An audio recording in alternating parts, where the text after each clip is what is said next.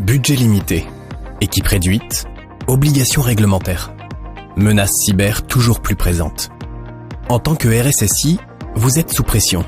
Et pour gérer tout ça, des tonnes de données Excel, de logs, de scans. Pilotez votre cybersécurité autrement.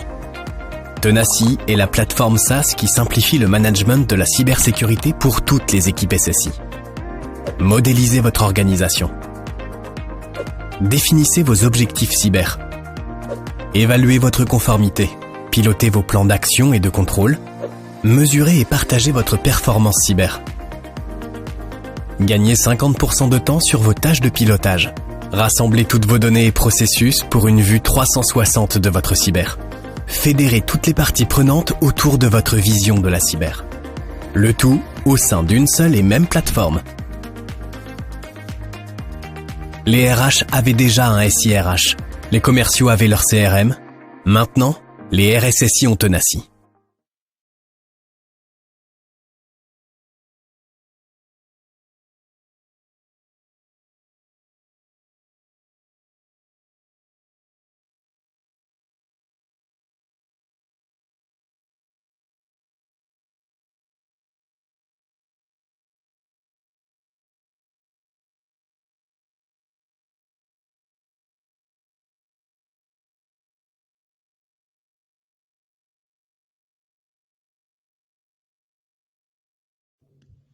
Les joies du direct. Bonjour, est-ce que vous m'entendez bien? Est-ce que c'est mieux? On m'entend. Parfait. Bienvenue à tous. Merci de votre participation. Alors, j'ai eu comme vous l'avez vu, un petit problème de micro. On va s'en sortir. Allez. Ça laissera le temps aux retardataires d'arriver. Allez, parfait. Donc, bienvenue à ce webinaire Tenacity, RSSI, comment se faire une place au sommet. Les sujets de sommet sont très à la mode. On va vous expliquer aujourd'hui, on va discuter de comment gravir l'Everest. Vous l'avez vu, vous avez le chat dans la partie droite de la fenêtre. N'hésitez pas à interagir si vous voulez compléter, si vous avez des questions sur ce que je vais vous présenter. Donc, moi, je suis Baptiste David. Je suis en charge chez Tenacity de la stratégie de marché et expert cybersécurité. Alors, l'ordre du jour pour aujourd'hui, ce que je vais vous proposer, tout simplement faire une introduction et une proposition de valeur de Tenacity, qui on est, qu'est-ce que l'on fait dans la vie et finalement pourquoi aujourd'hui on parle de ce sujet. En deuxième étape, on discutera de ce sujet être au sommet. Qu'est-ce que ça veut dire pour un RSSI? Comment y arriver, les erreurs et les tips à faire.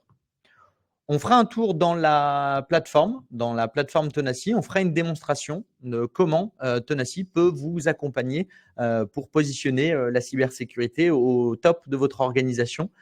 C'est bien l'ordre du jour. Alors, j'ai gardé une partie questions-réponses pour la fin. Mais n'hésitez pas à interagir au fur et à mesure de la présentation que vous aurez. Je peux prendre des questions en cours de route ou les garder pour la fin s'il y a du spécifique. Alors, Tenacity, qui on est? Tenacity est né avec ce constat que piloter la cyber est de plus en plus dur. On a des équipes qui sont sursollicitées. Alors, c'est un peu le résumé de la petite vidéo que vous avez dû voir au début. On a des équipes qui sont sursollicitées. On n'a pas d'outils de gestion. Et donc, on a ce que nous, on va appeler un pilotage, un management qui est non standardisé, artisanal. Là où aujourd'hui, les enjeux nous nécessitent d'avoir des industriels de la cybersécurité. Pourquoi? Parce qu'on a une hausse de la menace, on a une hausse de la conformité, donc on a de plus en plus de besoins autour de faire de la cybersécurité. On a donc un désalignement entre ce qu'il faut faire et ce qu'on arrive réellement à faire. Alors oui, il y a le sujet du budget, on va en parler aujourd'hui du budget. Bien sûr, positionner la cyber, c'est au top, c'est au sommet, c'est aussi avoir des budgets. Mais il y a un sujet autour de l'organisation et du management de la cybersécurité au sein des entreprises. Et bien sûr, aujourd'hui, pourquoi on y arrive, on a de plus en plus de mal? Oui, le manque de main-d'œuvre, on le dit, on le répète, de plus en plus difficile de trouver les bons profils au bon prix. Donc, c'est pour ça qu'est né l'éditeur Tenacity en 2019 avec cette progression. Aujourd'hui, si on regarde à l'aube de la fin d'année 2024, on est à plus de 50 salariés, plus de 160 clients. J'y reviendrai, mais avec une levée progressive qui nous permet aujourd'hui de dire que oui, on rend nos clients, les organisations avec lesquelles on travaille, beaucoup plus sereines face à ces enjeux de la cybersécurité.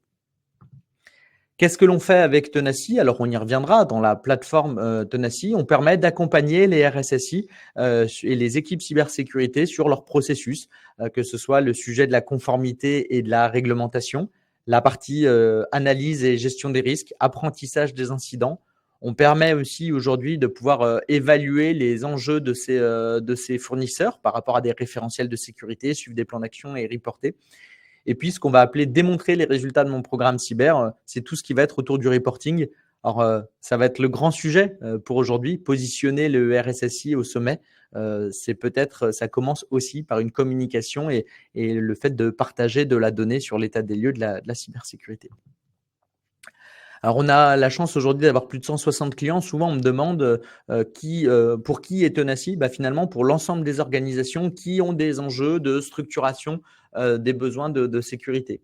Donc, on a la chance de travailler avec des clients, on va dire, plus petits en termes de taille, des sociétés de services de 50, 60 utilisateurs qui maintiennent leur conformité ISO 27001 aux plus grands groupes, comme par exemple le groupe Michelin ou le groupe Andros, qui ont beaucoup de filiales et qui ont besoin d'organiser la cybersécurité sur ces sujets. On est aussi très bien représenté dans le secteur public, qui n'est pas épargné par ces sujets de la réglementation, santé et public. Les évolutions de NIS 2 nous le confirment. Oui, il y a des sujets ici et donc on travaille avec différentes entités, que ce soit des métropoles, des conseils départementaux, des régions ou bien sûr des hôpitaux. Bon, vous l'avez compris, l'objectif d'aujourd'hui, c'est de parler du RSSI, le persona, qui est les gens avec lesquels on travaille au quotidien et comment se faire une place au sommet. C'est une question dont on entend beaucoup parler. Moi, j'ai la chance de pas mal intervenir dans les différents clubs et l'écosystème cybersécurité et on a beaucoup cette question de comment faire que la cyber n'est pas portée que par le RSSI ou par les équipes techniques, mais vraiment par l'ensemble de l'organisation. Et c'est le sujet que je vous propose d'aborder aujourd'hui. Alors tout d'abord, qu'est-ce que veut dire, c'est quoi être au sommet en cybersécurité? Alors tout de suite, il y a le sujet de l'expertise technique, être au sommet de son art, j'ai envie de dire, maîtriser parfaitement les nouveaux protocoles, les nouvelles vulnérabilités, les couches OSI, etc. Bon, c'est pas vraiment le sujet qu'on va aborder aujourd'hui. On aurait pu vous faire un webinaire sur la formation en continu et sur la veille. On a une vision aujourd'hui du RSSI qui doit plutôt être le manager de l'organisation, manager de la cybersécurité au sein de son organisation. Et quand on dit qu'on veut positionner le RSSI au sommet, c'est finalement être un acteur de la stratégie d'entreprise.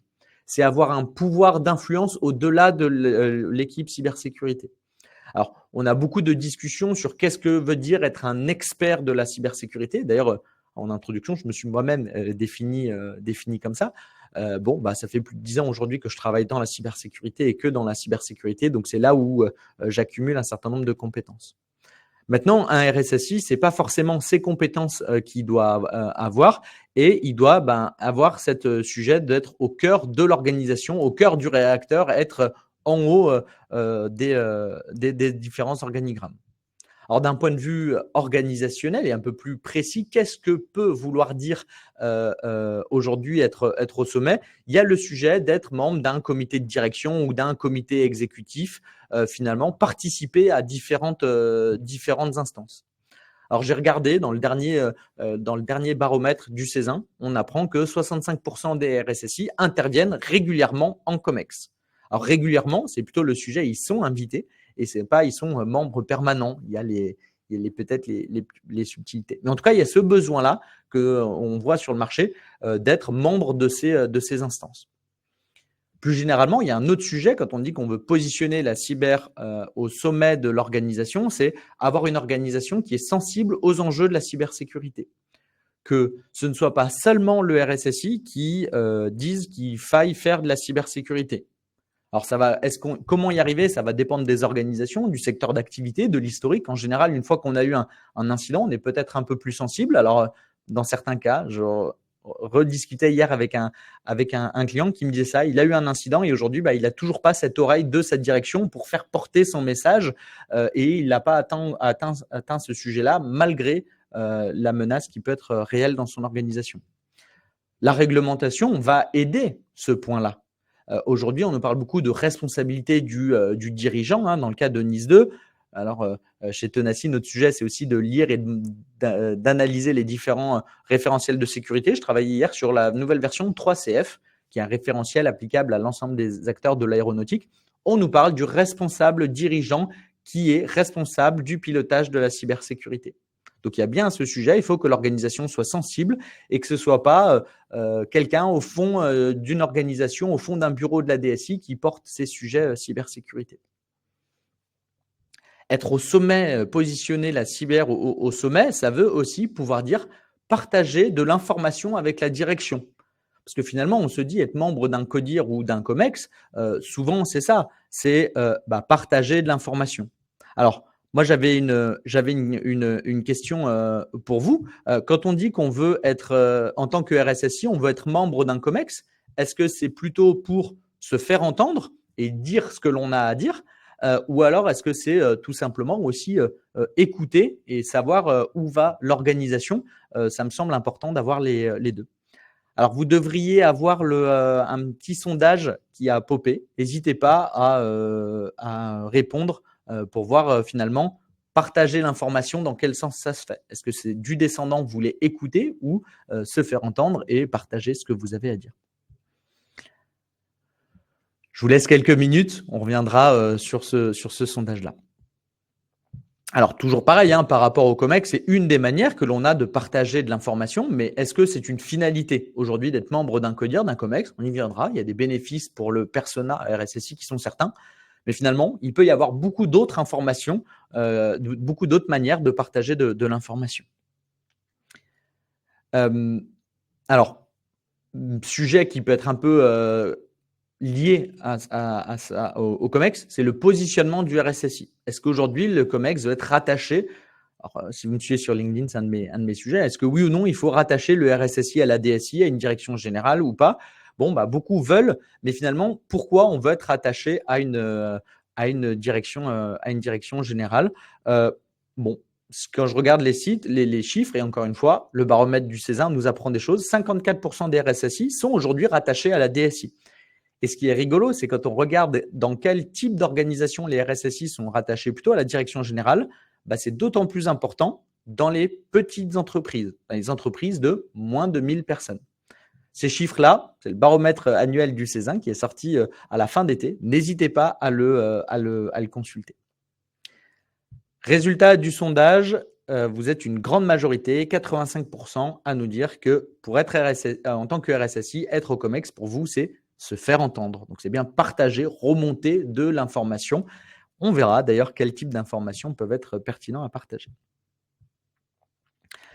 Le sondage devrait permettre de dire écouter et être entendu. Oui, vous voyez, bien sûr, mais s'il fallait choisir le plus important, qu'est-ce que vraiment votre priorité numéro 1 en termes de COMEX? Et enfin, une autre manière de voir la puissance du cyber, c'est être consulté. On a aujourd'hui des organisations qui sont mouvantes parce qu'il y a des nouveaux marchés que l'on veut adresser. Le cas typique, c'est des rachats de sociétés, des réorganisations, ce qu'on peut appeler parfois la politique interne, mais des réorganisations techniques et sur lesquelles la cyber peut avoir son mot à dire. Et vous, quand vous dites que vous voulez se faire entendre, c'est peut-être des sujets comme ça. On croise aujourd'hui beaucoup d'entreprises qui disent moi, je vais aller vers le cloud, je vais aller sur tel marché à l'étranger, je veux autoriser le télétravail ou au contraire, je veux y revenir. Sur ce genre de sujet, oui, il est pertinent que la cyber soit consultée sur ce genre de sujet.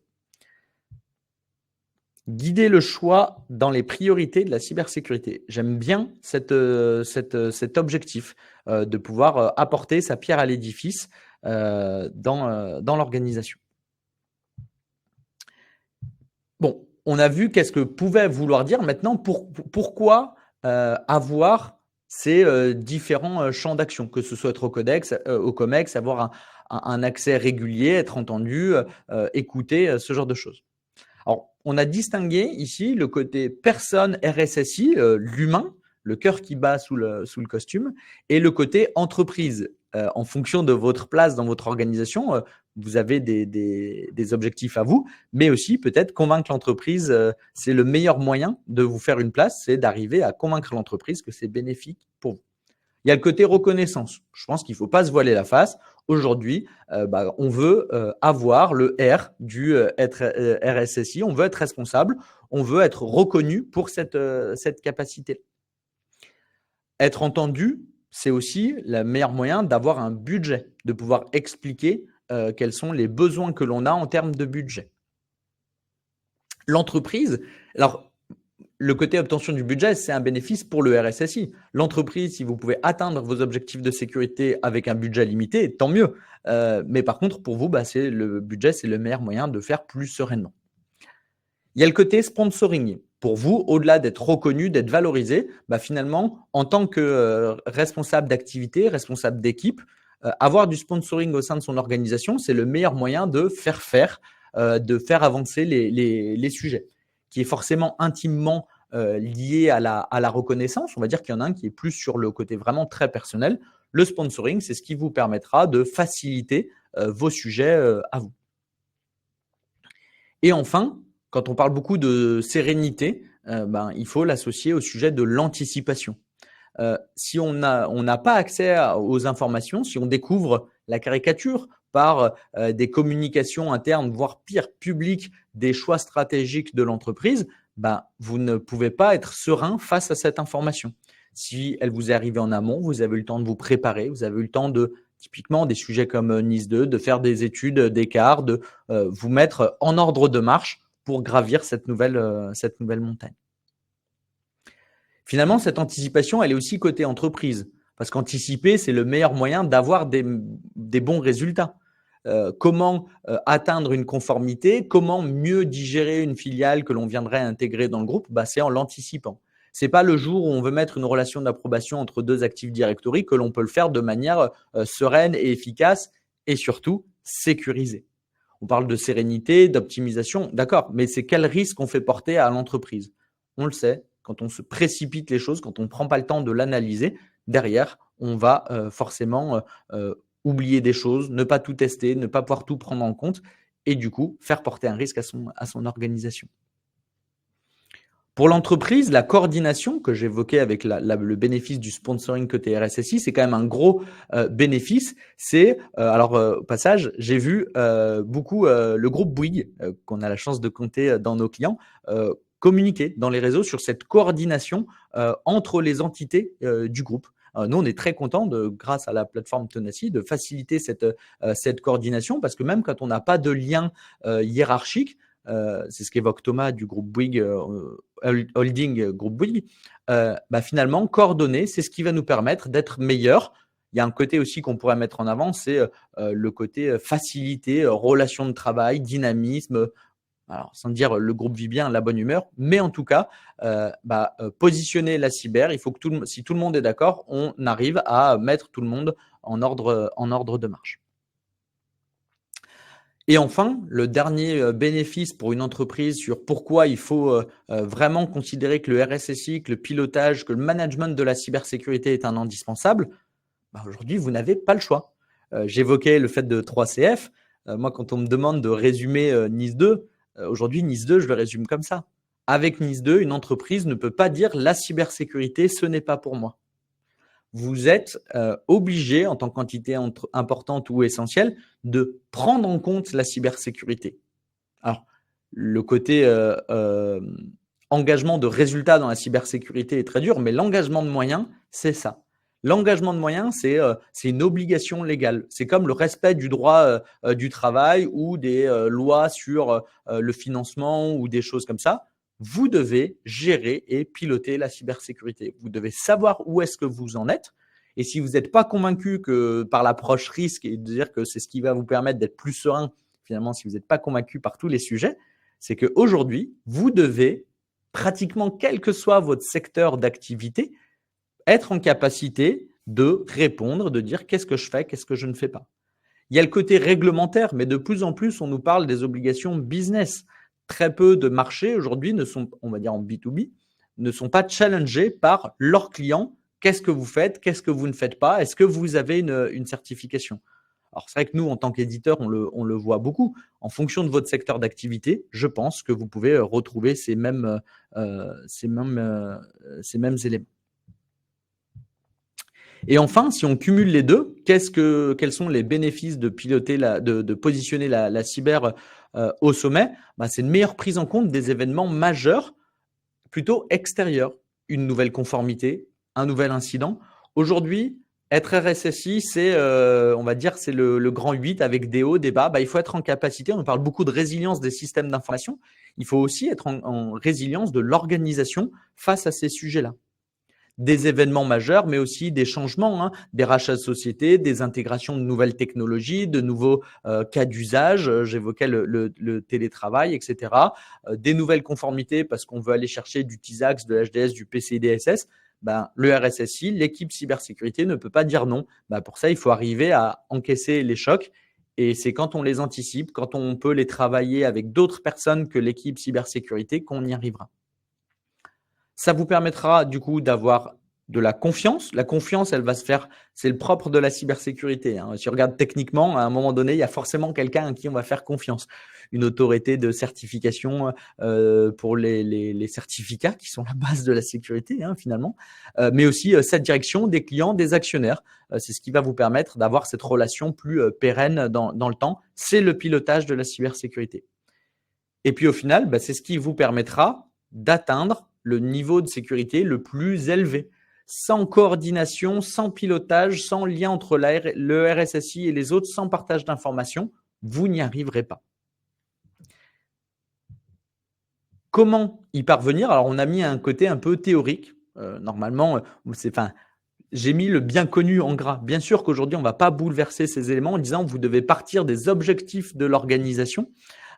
Qui sont, encore une fois, des risques ou des conformités, des enjeux stratégiques, technologiques à adresser. Et vous allez devoir les décliner en enjeux et en objectifs cybersécurité. Si vous n'arrivez pas à expliquer pourquoi vous devez avoir du budget pour déployer tel antivirus, vous n'y arriverez pas. Antivirus, EDR ou n'importe quelle solution. Si vous n'arrivez pas à expliquer pourquoi c'est important pour votre organisation de gérer les droits, et on sait que les droits en général, c'est vraiment ce qui va empêcher les utilisateurs d'accéder à de la donnée, de travailler, il faut arriver à mettre en place le process qui correspond à ces objectifs.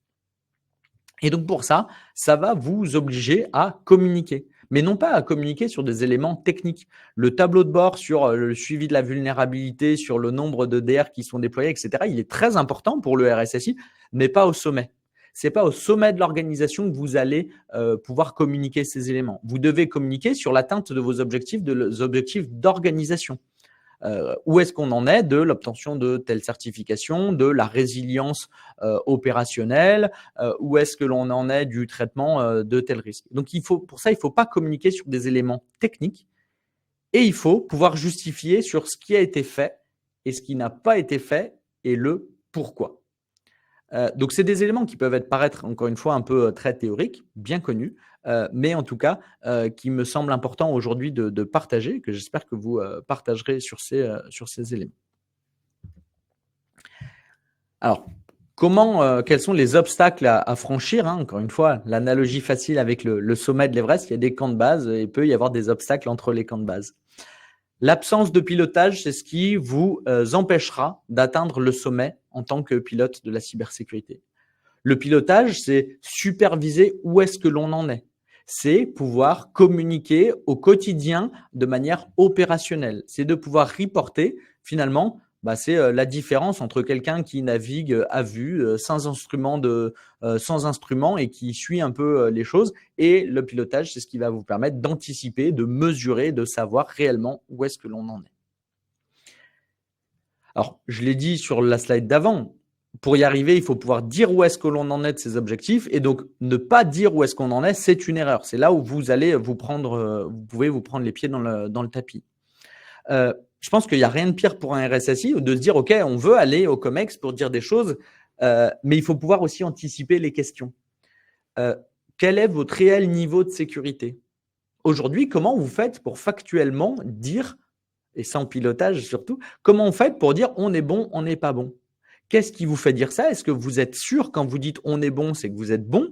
Est-ce que vous êtes sûr quand vous dites on n'est pas bon, de savoir qu'est-ce qu'il faut faire pour devenir bon? C'est bien beau d'apporter le problème en disant on n'est pas bon, d'accord, mais qu'est-ce que vous voulez faire? Est-ce que vous avez juste besoin de budget? Et d'ailleurs, il y a le sujet, je crois que j'ai mis un peu plus tard, mais sur ce qui a été fait. Démontrer que ce que vous n'avez fait n'est pas suffisant et qu'est-ce que vous feriez de différent si vous avez plus de budget, si vous aviez plus d'équipes, plus de sponsoring. Et aujourd'hui, par rapport au RSSI un peu chevalier blanc qui vient avec des grandes idées en disant il faut faire ça, eh ben, je pense qu'il y a un peu un niveau de maturité à cranter pour arriver à ce genre de discours. Donc, tous les éléments que j'ai mis là, je les compte, 8 sens interdits vont peut-être se confondre. Il y a différents mots qui veulent peut-être tous dire la même chose, mais sans pilotage, si vous naviguez à vue, ben, vous n'arriverez pas à faire ces éléments. Personnellement, celui qui me paraît le plus important, c'est sur la notion de compétences techniques. J'évoquais tout à l'heure être au sommet de son art, ça peut vouloir dire maîtriser la technique de la cybersécurité. Ben non, pour aujourd'hui avoir droit à sa place au COMEX, et c'est ce que vous m'avez dit dans le sondage, pour vous voulez vous faire entendre, ben, il y a des compétences particulières. Alors, je ne suis pas en train de dire que vous ne les avez pas. J'ai vu passer quelques noms dans le chat que je connaissais. Je ne suis pas en train de dire que vous ne l'avez pas. Par contre, c'est un sujet qu'il faut toujours garder en tête pour atteindre ses objectifs en tant que RSSI personne et aussi en tant que pilote d'une activité de cybersécurité. Comment communiquer, comment gérer le changement, comment gérer le conflit, ce genre d'éléments qui peuvent être importants et vous aider à avancer.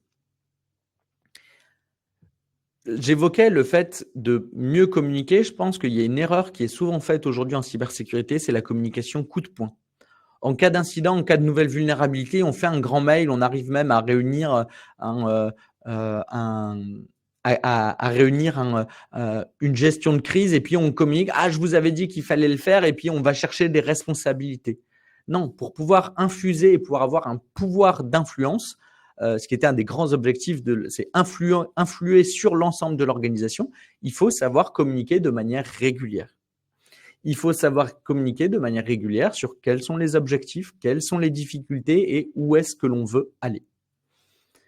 Et finalement, c'est un peu ça le dernier point pour résumer, vouloir être le chevalier blanc de la sécurité. Qu'est-ce que ça veut dire? C'est considérer que la sécurité, ce n'est que vous, parce que finalement, tout seul, vous n'y arriverez pas. Alors que je dis tout seul, c'est vous et les équipes cyber, mais vous avez besoin de tout le monde et donc pour ça, il faut aussi pouvoir communiquer avec l'ensemble des participants de ces sujets. Je regarde un coup d'œil à la fois au chat, je ne crois pas avoir eu de retour, et sur les sondages, si par hasard vous avez eu un peu des évolutions. Non, c'est bien se faire entendre, c'est communiquer. J'aurais dû vous poser la question, peut-être prévoir un autre sondage. Quelles sont les informations, on peut le faire par le chat, hein, quelles sont les informations qu'aujourd'hui vous voulez transmettre au sommet de votre organisation? Est-ce que c'est sur une position qui vous semble risquée? C'est sur des besoins de ressources, que ce soit en budget ou en équipe? Dites-nous aujourd'hui quels sont les types d'informations que vous souhaiteriez faire remonter. Allez. Je vous propose une petite démonstration. Je vous laisse répondre, bien sûr. Et on va regarder Tenacy, donc la plateforme qui va vous permettre de opérationnellement faciliter ces éléments qu'on vient de discuter. La cybersécurité n'est pas une option. Oui, bien sûr, Simon, là, je suis d'accord. Et du coup, moi, le message que je dirais, c'est le pilotage de la cybersécurité n'est pas une option. Il faut savoir réellement où est-ce que l'on en est. Il y a bien sûr l'étape d'avant, c'est convaincre qu'il faut faire et après convaincre qu'il faut bien faire et faire de manière ordonnée. Alors, je vais vous partager mon écran.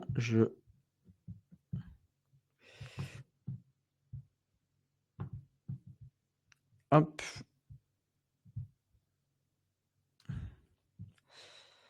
Je vais vous partager mon autre fenêtre pour faire un tour dans Tenacy.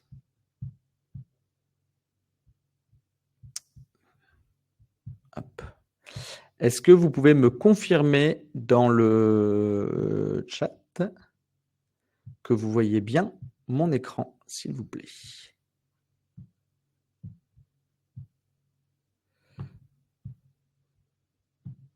Et que vous voyez bien la plateforme Tenacy. C'est OK. Oui, mais c'est petit. Je vais essayer de zoomer.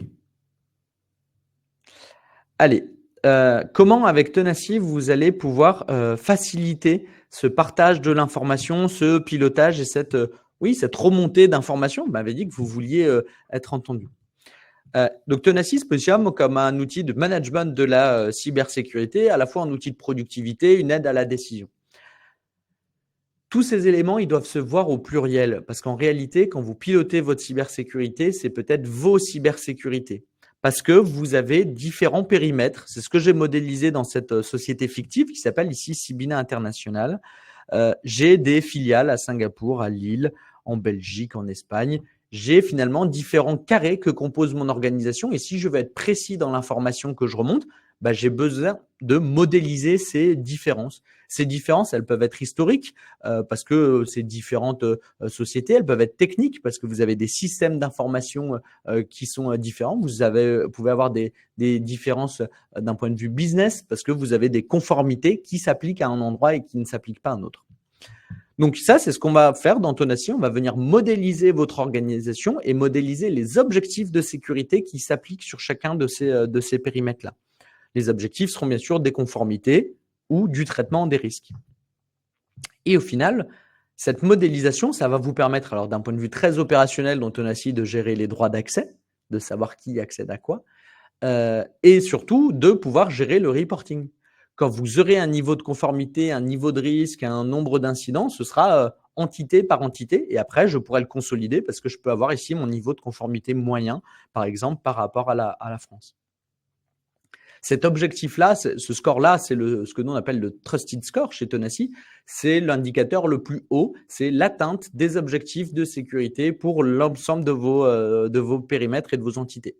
On verra qu'il y a différents autres, il y a des étapes intermédiaires. On n'arrive pas tout de suite au sommet, on franchit d'abord 2, 3, 4 000. On aura d'autres indicateurs intermédiaires comme de l'avancement de plan d'action, du déploiement d'outils opérationnels, etc., etc. Mais en tout cas, ici, on vient venir modéliser votre organisation pour coller au plus proche et pas avoir un reporting qui ne correspond pas à vraiment votre organisation. Et dans cette organisation, alors il y a une petite subtilité, on a des fournisseurs. Voilà. On peut aussi piloter la sécurité de ces fournisseurs. Je les ai catégorisés ici, ceux qui sont critiques, ceux qui sont standards. Et que ce soit d'un point de vue risque ou conformité, pouvoir transmettre cette information de où est-ce que j'ai un potentiel, dissonance entre le besoin, parce qu'on a besoin de ces fournisseurs. Aujourd'hui, s'ils sont là d'un point de vue métier, c'est qu'ils sont là, ils nous aident, et le risque que l'on fait encourir à l'entreprise. Donc, on va pouvoir également traiter ce cas-là. Alors, je parle beaucoup d'objectifs de sécurité. Alors, j'essaie de zoomer au parallèle. J'espère que vous verrez un peu mieux. Je parle beaucoup d'objectifs de sécurité dans Tenacy. C'est des politiques et des risques que nous, on a déjà modélisés, on a déjà proposés. La première étape, c'est de définir les carrés. La deuxième, c'est de définir qu'est-ce que l'on veut faire. On a modélisé, on est à 45 référentiels de sécurité. Je vous parlais du 3CF, la nouvelle version qu'on a sortie il n'y a pas longtemps. On va retrouver ISO, le guide d'hygiène de l'ANSSI, CIS, les grands standards. Bien sûr, NIS 2, on a modélisé ici le Cyber Fundamentals, qui est NIS 2 belge. Si vous avez des entités en Belgique, vous pouvez commencer les travaux. On est en attente des différents textes sur les autres entités, etc. Qu'est-ce que ça veut dire que d'avoir modélisé une politique dans Tenacy? Je vais prendre ici un exemple. Alors, je prends ISO 27002 version 2013, un peu au hasard. On verra ce que ça donne. J'essaie de trouver… OK. La règle 5.1.1 de ISO 27001 nous dit qu'il faut avoir une politique de sécurité de l'information. Ça, c'est le texte, c'est tel que vous le retrouvez dans les documents que vous pouvez souscrire. Nous, on a modélisé, on a décliné cet objectif, parce que ça, c'est l'objectif de votre organisation. Être conforme à ISO 27002 en Allemagne, à Singapour ou sur tel système d'information. Nous, on a modélisé avec, ici, il faut avoir une charte d'utilisation, il faut avoir défini ses objectifs, il faut avoir une PSSI, il faut avoir un engagement de la direction, etc., gérer les dérogations. Ça, ce sont ce que nous, on va appeler des dispositifs, mais c'est des actions de sécurité. Et tout à l'heure, dans le cercle, je vous définissais, c'est où il faut décliner les objectifs de votre organisation, donc un besoin de conformité, en actions de sécurité, avoir une charte d'utilisation. Nous, on va vous faire cette proposition. Vous voulez être conforme à ISO, OK, vous devez avoir une charte d'utilisation du système d'information. On est soumis à NIS 2, bon, on n'a pas le choix, OK, je suis soumis à NIS 2, donc dans le cadre de ma règle RSAN 3.2, ici, ce qu'on vous dit, c'est qu'il faut être en capacité pour réaliser des investigations numériques. C'est une proposition d'action, de contrôle de conformité que l'on va vous proposer. On a fait ça pour les 40 référentiels que l'on vous propose, 45 référentiels que l'on vous propose là. On viendra compléter avec votre PSSI, avec les référentiels que vont vous demander vos fournisseurs, etc., etc. Alors, je vais prendre une autre règle pour… hop. Alors, je vais prendre un exemple, je vais tricher un peu, vous m'en voulez pas, parce que c'est l'exemple le plus simple qui existe. C'est sur le guide d'hygiène de l'informatique. Ce n'est pas vraiment une conformité au sens business, mais vous comprendrez le sujet. Donc, dans le guide d'hygiène de l'ANSSI, on nous dit qu'il faut sensibiliser les utilisateurs. Moi, je vais vous dire qu'il faut avoir un programme de sensibilisation pour les VIP et un programme de sensibilisation pour les administrateurs IT. Ne pas oublier. Donc, ce graphique-là, il se lit de la gauche vers la droite. Dites-moi quel est votre objectif, quelle politique vous voulez suivre. Je vous dirai quelles actions vous devez mener. Et pourquoi j'ai pris ce sujet de la sensibilisation? Parce que beaucoup de politiques nous parlent de sensibilisation. Donc, si à Singapour, en Italie ou sur le périmètre que vous avez modélisé, vous dites « j'ai un programme de sensibilisation », eh ben, vous cocherez des points de conformité sur l'ensemble de ces politiques et aussi l'ensemble de ces risques, ici que vous pouvez voir en rouge. Donc, ça nous permet une lecture dans l'autre sens. Dites-moi ce que vous faites, je vous dirai où est-ce que vous en êtes de l'atteinte de vos objectifs de sécurité. Parce que les objectifs, c'est comme les périmètres, il y en a une multiplicité. La conformité va s'additionner, vous pouvez avoir des risques multiples et au final, on va perdre beaucoup de temps pour à chaque fois consolider et factoriser ce pilotage des objectifs de sécurité. Et au final, cet objet ici, le programme de sensibilisation, avec les différentes fonctionnalités Tenaci, on va en gérer le cycle de vie. Parce que le programme de sensibilisation, est-ce que vous êtes serein dans le fait d'aller voir votre direction et de dire sensibilisation, on est bon, pas de problème, ou à l'inverse, sensibilisation, on n'est pas bon. Il faut factualiser cette mesure de performance et de savoir réellement où est-ce que l'on en est, pourquoi on est bon, pourquoi on n'est pas bon. Et ça, c'est ce qui va se passer avec du coup les actions sur la gauche, des contrôles réguliers, des indicateurs, des actions, des objets de votre quotidien sur lequel on va vous apporter de la contribution pour pouvoir centraliser cette donnée, l'analyser pour vous. Et au final, on va simplifier le métier du RSSI dans le fait qu'on va devoir analyser et prendre la bonne décision, faire prendre la bonne décision au bon moment. C'est ça le pilotage et c'est ça apporter la cybersécurité au sommet, c'est digérer l'ensemble de ces informations que vous pouvez avoir dans tous vos systèmes d'information dans l'ensemble de vos périmètres. Et donc, pour ça, on a quand même besoin de collaborer, de contribuer. On a besoin des autres pour collecter cette information. Donc, c'est ce que l'on va pouvoir faire. C'est que dans Tenaci, vous allez pouvoir créer des rôles et leur affecter des actions, leur affecter des objets à mettre à jour. Par exemple, ici, moi, suite à un test d'intrusion, j'ai des actions qui me sont affectées. J'ai des tâches récurrentes, des contrôles. Alors forcément, je n'ai pas le bon exemple, je vais vous montrer ces objets-là. J'ai des contrôles des actions régulières à faire. Je dois faire un test de mes données sauvegardées tous les trimestres. Je dois revoir mes accès AD. Ça, c'est des objets. Nous, on propose un catalogue de ces objets et vous allez pouvoir les affecter. Donc, on va gérer tout ce qui va être collaboration, recherche d'efficacité. On va vous permettre de gérer la traçabilité sur ces objets. Parce que les tests de restauration, je peux savoir quand est-ce qu'ils ont été faits, quand est-ce qu'ils n'ont pas été faits, par qui, est-ce que j'ai des preuves, etc. Et ça, pour tout le besoin de conformité et de justification et d'assurance par rapport à ce que vous allez dire en disant on est bon, on n'est pas bon. Vous avez toute l'information qui vous permet de le factualiser. Et en plus, ces objets de tâches récurrentes, c'est en lien avec les objectifs de votre organisation, les politiques et les risques. Donc, on va le voir tout à l'heure, quand vous allez aller dans la politique et dire « Est-ce que je suis conforme à NIS 2 ?» Oui, j'ai un processus de sauvegarde. Par contre, en plus de ça, je peux vous dire que mes tests, je les fais une fois sur deux fois sur trois en fonction des données. Et donc ça, c'est tout Tenacy qui va vous faire un scoring automatique, factuel, qui va pouvoir vous permettre de dire c'est vous qui m'avez dit qu'il fallait être conforme à ISO, qu'il fallait suivre la PSSI ou traiter tel risque. Et bien moi, je peux vous dire voici où est-ce qu'on en est de manière factuelle avec ces contrôles réguliers. Puis en plus, c'est la vraie manière, c'est le meilleur moyen d'assurer la sécurité, c'est de ne pas l'avoir que en build, c'est de l'avoir en run, en régulier, et c'est avec tout ce qui va être contribution, la gestion des utilisateurs que vous pourrez créer, relancer, inviter, qui pourront consommer aussi du reporting au travers ces éléments-là. Et sans finalement un pilotage précis, au quotidien, vous ne savez pas où est-ce que vous en êtes. Est-ce que les tests de restauration de vos backups sont réellement faits? Comment vous faites pour le savoir? Vous allez passer un temps fou. Aujourd'hui, on va pouvoir permettre d'industrialiser cette collecte d'informations pour vous apporter ce vrai indicateur de ce que vous faites réellement. Donc, ça se fait au travers des tâches récurrentes, ça se fait au travers des actions. Alors, nous, on a distingué les actions qui sont one-shot, avec une date de début, une date de fin, et les actions régulières.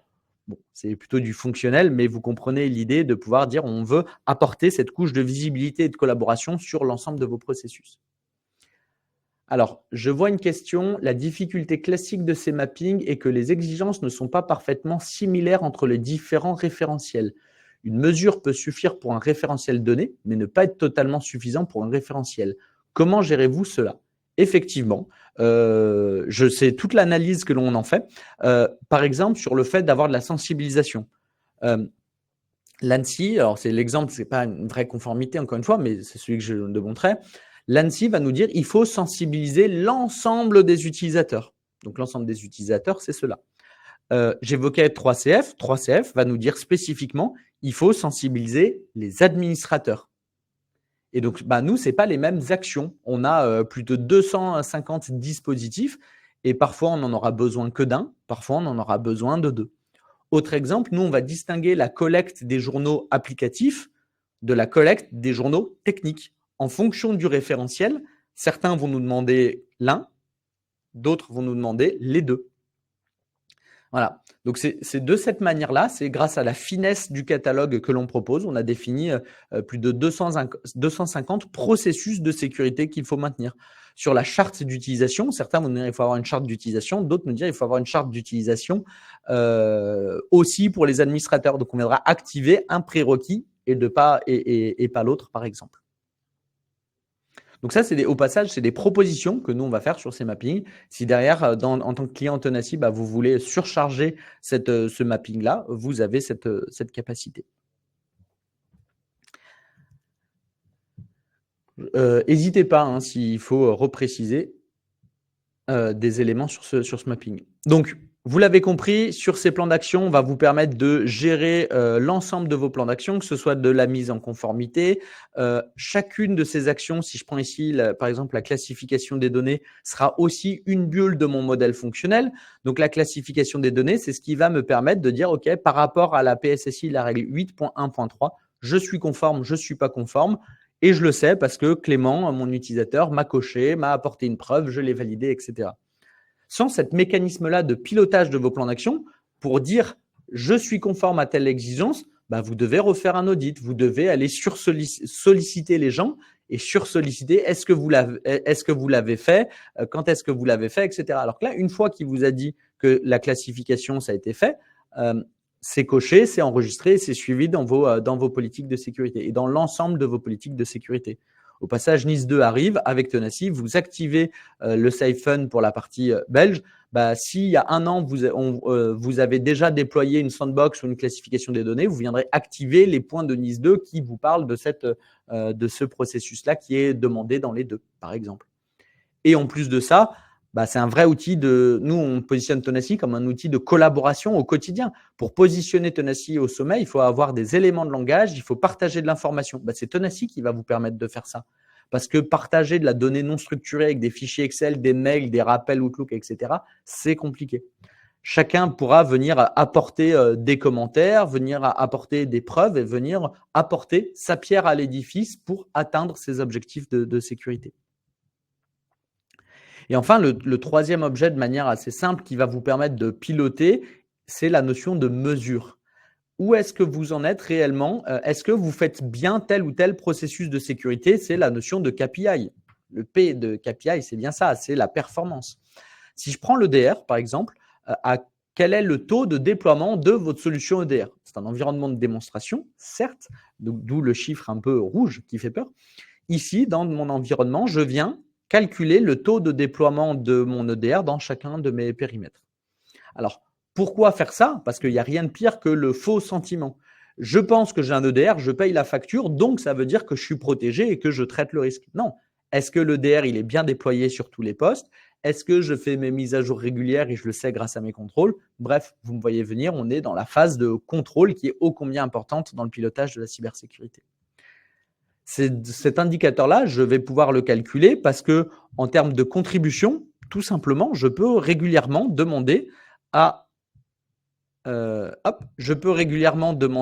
utilisateur de me remonter de la donnée avec des chiffres, avec des commentaires. Il pourra venir consulter les tendances, etc. Mais il vient m'apporter cette information. C'est le mode manuel, le premier à avoir existé dans Tenacy, qui existera toujours parce que tout n'est pas automatisable. Alors, si on demande, pourquoi je parle d'automatisation? Si on demande à un administrateur système de nous remonter tous les mois combien il y a de comptes sans mot de passe dans l'AD.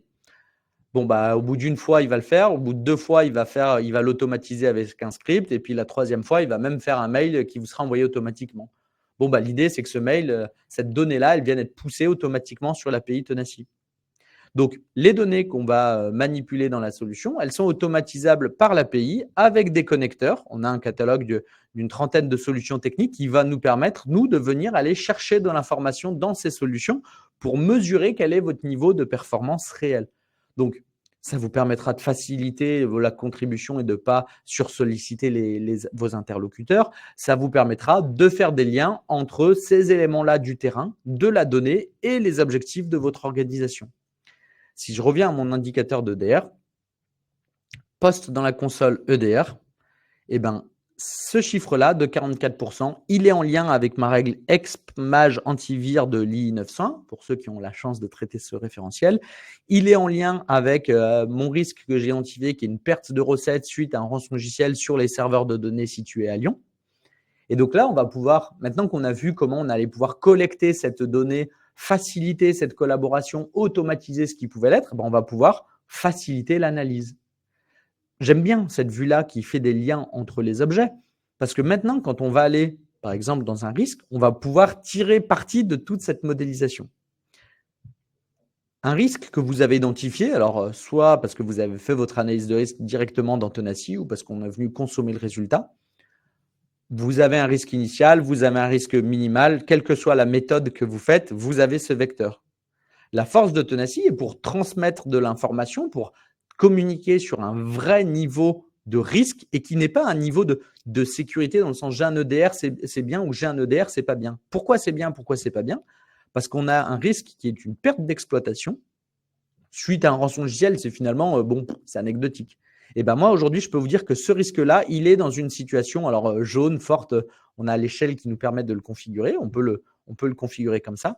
Mais ce point-là, il va bouger quelque part le long de ce vecteur parce que sur ma perte d'exploitation, OK, j'ai un EDR, mais qui est installé ici que sur 84% de mes postes sur cette filiale-là. Et ce chiffre-là, on le voit, il va fluctuer au fur et à mesure du temps. J'ai une action qui est la mise à jour qui a été finie, mais je dois revoir mon processus. J'ai demandé à Florian de le faire, mais ça n'a pas été fait. Et donc, c'est là où vous, en tant que pilote de RSSI, vous n'irez pas dire on est bon, on n'est pas bon. Vous allez dire, OK, par rapport à ces risques-là, je suis dans cette situation. C'est une photographie qui est faite tous les jours en fonction de tout ce qui se passe à côté. Tout ce qui se passe, c'est l'avancement de vos plans d'action, des indicateurs, du nombre d'incidents de vulnérabilité qui va remonter. Toute la donnée que vous utilisez au quotidien dans Tenacy, qui est éparpillée, qui n'est pas structurée, grâce à notre modèle un peu avec des liens avec des liens entre les objets, vous allez pouvoir communiquer sur un instant T où est-ce que vous en êtes, pourquoi vous êtes bon, pourquoi vous n'êtes pas bon. Donc, on a la vision très risque parce que c'est en général ce qui permet de parler au-delà de l'équipe cyber, c'est ce risque sur le business, sur des enjeux réglementaires, sur l'image de l'entreprise, etc. Mais on aura le même sujet avec la conformité. Par rapport à un référentiel, alors je vais essayer de prendre un référentiel qui est peut-être plus attribué à ces sujets. Bon, l'instruction interministérielle 901, on a des enjeux réglementaires et de sanctions qui peuvent être assez forts, voire du risque pénal ici. Donc peut-être que ça intéresse votre organisation. Pareil, ici, je peux dire quel est mon niveau de conformité à cette règle parce que la sensibilisation, je suis censé faire des actions pour tous mes nouveaux entrants tous les trimestres et je vois que ça n'a pas été fait depuis le mois de juin. Donc ce score, le fait qu'ici vous êtes qu'à 69% de conformité, c'est Tenacier qui va vous le dire. Vous n'allez pas perdre de temps pour estimer un peu au doigt mouillé de est-ce que je suis conforme, est-ce que je ne suis pas conforme. Tenacier, dites-nous ce que vous faites avec des objets simples, des actions, des tâches récurrentes, des indicateurs. On vous dira ce que vous couvrez, on vous dira là où vous êtes bon et on vous dira là où est-ce que vous ne l'êtes pas. Parce que typiquement, là, je suis à 0. En un clic, je peux aller comprendre quelles sont les actions qu'il faut que je lance, quels sont les utilisateurs qu'il faut que je relance parce que leurs indicateurs ne sont pas mis à jour, etc., etc. Alors, je prends une question au passage. Tom, vous avez présenté une fonctionnalité tâches récurrentes et one-shot. Souvent, les organisations ont déjà un outil de gestion de tâches opérationnelles. On vient de voir que Tenacy se connecte à Jira, par exemple, pour la récupération de KPI. Est-ce que Tenacy s'interface avec des outils de gestion de tâches pour éviter d'avoir deux outils opérationnels? Oui. Jira, pour le coup. Pour reprendre, c'est vrai qu'en plus, j'ai eu un petit glitch sur les tâches récurrentes. Ces objets-là, on va les créer dans Jira et on va collecter le résultat. Donc, il y a Jira, il y a Easy Vista au catalogue pour aller se synchroniser avec ces outils de gestion opérationnelle. Donc, dans les connecteurs que j'ai évoqués, il y a les connecteurs sur lesquels on va aller chercher du KPI, un nombre de vulnérabilités sur CyberWatch, un nombre de comptes administrateurs, etc.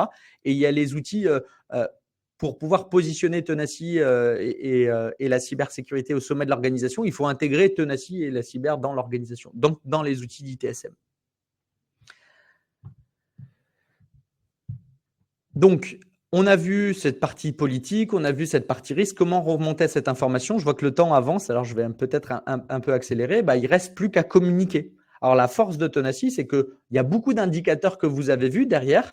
Vous n'aurez plus qu'à choisir quelle forme vous voulez à ces indicateurs et construire tous vos tableaux de bord.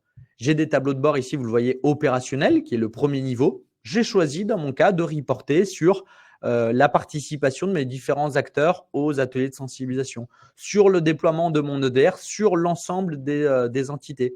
Je peux faire un focus parce que j'ai un interlocuteur qui est spécifique sur cette plaque géographique, donc je peux faire un focus. Je peux remonter. Bref, on a vraiment finalement de la BI cyber qui nous permet de vraiment forer, comprendre ces indicateurs. Et pourquoi on le rend faisable? Pourquoi on le rend possible? Parce que finalement, vous avez gagné du temps sur tout ce qui est collecte, qu'on a automatisé, qu'on a standardisé et qu'on est venu collecter. Donc ça, c'est le premier niveau de communication qu'on propose, c'est l'opérationnel. Bon, je ne suis pas sûr qu'on aille parler à un COMEX sur le niveau de déploiement de l'EDR. Par contre, à un COMEX, on peut aller lui parler en termes de stratégie et de réduction des risques. Cette cartographie des risques, qui est de dire j'ai identifié 4 risques en 2023 et aujourd'hui ils sont dans cette situation, il faut bien voir que le 1, ce n'est pas vous qui, lorsque vous allez voir votre COMEX, vous dites « Ah, vous faites une analyse de risque un peu rapide, précipitée, qui n'est pas factuelle. » Vous allez, ces chiffres-là, ils vont évoluer tous les jours en fonction de l'avancée des plans d'action, etc., etc. Donc là, on va pouvoir construire des tableaux de bord, voilà, sur un risque ransomware, où est-ce que j'en suis de mes différentes filiales. Pourquoi j'ai des différences? Parce que peut-être que Lille fait mieux la sensibilisation que Bordeaux. Peut-être qu'à Singapour, j'ai un SOC alors que Bordeaux, je ne l'ai pas. Et donc, je peux vraiment communiquer avec mes différents interlocuteurs sur ces sujets-là et de manière facilitée parce que, encore une fois, dites-nous ce que vous faites. Tenacy vous dira où est-ce que vous en êtes de vos objectifs parce que ces objectifs, ils sont déjà modélisés. Et après, alors ces tableaux de bord, bon bah oui, on peut les exporter pour les mettre dans vos mails ou dans vos présentations. Vous pouvez créer des accès. Hein. Parmi un de nos plus anciens clients, le groupe Tessie nous a raconté dans un cas client qui fait ça. Il va créer des accès à ses interlocuteurs qui viennent consommer cette donnée. Et après, comme ça, bah, on peut la discuter. Mais au moins, on y a accès et c'est une manière de partager de l'information. Je reprends s'il y a des questions. Je ne crois pas. Pour résumer, je vais essayer en 3 clics maximum de résumer ce qu'on peut faire avec Tenacy sur ce sujet de positionner au sommet. Déjà, la première étape, c'est la modélisation de votre organisation. C'est ce qui va vous permettre, dans toutes vos actions de pilotage, donc de relance, d'attribution des actions, de reporting, de spécifier en fonction de vos différents périmètres que vous pourriez avoir et de vos subtilités, on va dire, et différences. Le deuxième aspect, ça va être la collaboration. Pouvoir le pilotage de la cybersécurité, vous devez l'animer, mais ce n'est pas vous qui allez devoir tout faire. Donc, vous allez pouvoir affecter des objets à vos différents utilisateurs qui viendront vous les mettre à jour, partager cette information et derrière, on peut le centraliser dans Tenacy. Ensuite, il y a la partie reporting. Alors, sur la partie politique, sur la partie risque, on peut vous apporter une vraie visualisation et une capacité de communication, de partage de où est-ce que vous en êtes factuellement, pourquoi vous êtes dans le orange, qu'est-ce qui vous manque pour aller dans le vert. Et donc, au final, c'est la prise de décision qui se doit d'être facilitée par vous ou par les différents interlocuteurs que vous aurez. Allez, je vois que la fin de l'événement approche. Si vous voulez en savoir plus sur Tenacy, je vais vous proposer, le temps de retrouver ma souris, un petit lien. Je vois qu'il y a des questions. Malheureusement, je ne suis pas sûr de pouvoir tous les prendre. Tac. Prenez rendez-vous avec les équipes Tenacy pour pouvoir rentrer dans votre subtilité. Quels sont les périmètres, quelles sont les politiques que vous pourriez avoir. Allez, une dernière slide que j'aimerais vous présenter simplement sur l'actualité Tenacy. Nos prochains rendez-vous, où est-ce que l'on en est, où est-ce que l'on peut se retrouver. Nous avons un mois de novembre qui va être assez chargé. Et c'est plutôt une bonne nouvelle. Donc, le 7 novembre, alors Tenacy, et c'est vrai que je ne l'ai pas précisé dans l'introduction, on est partenaire du programme Cyber for Good, qui est un programme d'accompagnement des entreprises du monde social et solidaire. Et donc, il y a l'événement de rentrée le 7 novembre à Paris 6. Donc, si vous êtes par ailleurs, en plus d'être expert cybersécurité et membre d'une association, venez participer à cet événement géré par Cyber for Good, Latitude et Sherit, et échanger sur les enjeux cybersécurité des acteurs de l'ESS. Le 12 novembre, nous aurons une masterclass. C'est un événement qui est réservé aux clients Tenacy. J'en ai vu quelques-uns. Donc, vous aurez la possibilité de venir participer à cette masterclass sur le produit Tenacy. Le 19 novembre, nous aurons un prochain webinaire sur le monde de la cyberassurance. Et ce sera donc une table ronde. J'aurai la chance d'avoir 3 interlocuteurs experts de Citalid, Stoic et OnlyNov sur ce sujet. Alors, on l'a appelé Cyberassurance 101. Hein. Finalement, les B.A.B.A. Qu'est-ce qu'une cyberassurance? Comment, en tant que RSSI, vous pouvez vous approprier ce sujet de la cyberassurance? 19 novembre, 11h, table ronde. 26 novembre, soirée trimestrielle du Cercle où les équipes Tenacy seront présentes à Paris. Et enfin, 28 novembre, salon CBC à Toulouse. N'hésitez pas à venir nous voir si vous êtes dans le coin. C'est toujours un plaisir d'échanger sur ces sujets au-delà des webinaires, bien sûr. Bon, alors j'ai essayé de prendre une ou deux questions. Je suis désolé, je n'ai pas pu prendre toutes les questions. Vous l'avez compris, si vous voulez en savoir plus et aller plus loin sur Tenacy et même sur ces éléments, n'hésitez pas à prendre rendez-vous pour qu'on puisse continuer les échanges. Merci à tous de votre participation, sur les sondages qui me permet en plus d'y voir un peu plus clair sur les attentes aujourd'hui du métier de RSSI. Et à très vite, j'espère.